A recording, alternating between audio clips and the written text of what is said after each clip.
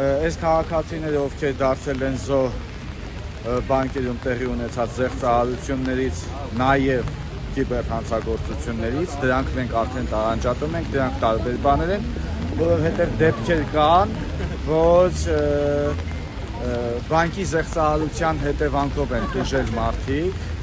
այլ ոչ թե կիբերհանցագործությունների, եւ այս ուղղությամբ հենց նպատակային գործողություններ են արվում ապակողմնորոշելու եւ թյուրիմացության մեջ գցելու հասարակությանը, թե իբրև թե բանկերն ինչ մեղավոր են, եթե թալանողները կիբերհանցագործներն են, բայց իհարկե դա այդպես չի։ Նախ բանկերի բաց թողումների, բանկերի խոցելիության պատճառով չպետք է վճարի Հայաստանի Հանրապետության քաղաքացին, եւ ասեմ ավելին, որ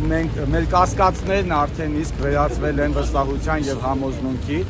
որ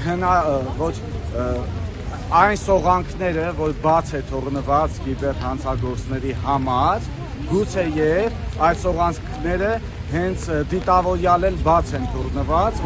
որ այս մեխանիզմը աշխատի եւ թալանը շարունակական բնույթ կրի։ Ուրեմն ես ուզում եմ հավելել եւ ուշադրություն եմ ուզում հրավիրել նաեւ քննչական մարմինների ոչ պատշաճ աշխատանքների համար, որովհետեւ քննչական գործողությունները չափից շատ դանդաղ են եւ ըստ էության անարդյունավետ, ինչը բերում է նրան, որ հնարավորություն է ստեղծվում բանկերի կամ ֆինանսական կազմակերպությունների համար այդ ոչ օրինական եւ չհիմնավորված այդ պարտք ու պահանջը սկսեն արդեն բռնագանձել քաղաքացիներից։ Մենք այստեղ քաղաքացիներ ունենք, որ արդեն իրենց տները արդեն աճուրդի են հանված, ես չեմ հասկանում 1, 2, 3 քանի տարի կարելի է այս գործը պահել քննչականում, եւ եթե այս գործերը քրեական գործեր են եւ արդեն իսկ պարզված է, որ ըստ էության այս քաղաքացին չի վերցրել այդ վարկերը, հետեւաբար այդ քաղաքացին պարտավորություն չունի այդ վարկերը մարելու հարցում եւ բանկերի կամ ֆինանսական կազմակերպությունների պահանջը ըստ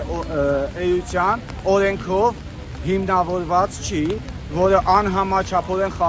խախտում է մեր քաղաքացիների իրավունքները։ Նաև մենք այսօր հավաքվել ենք ստեղ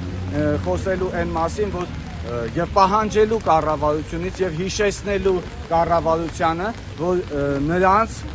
նաև պարտավորությունն է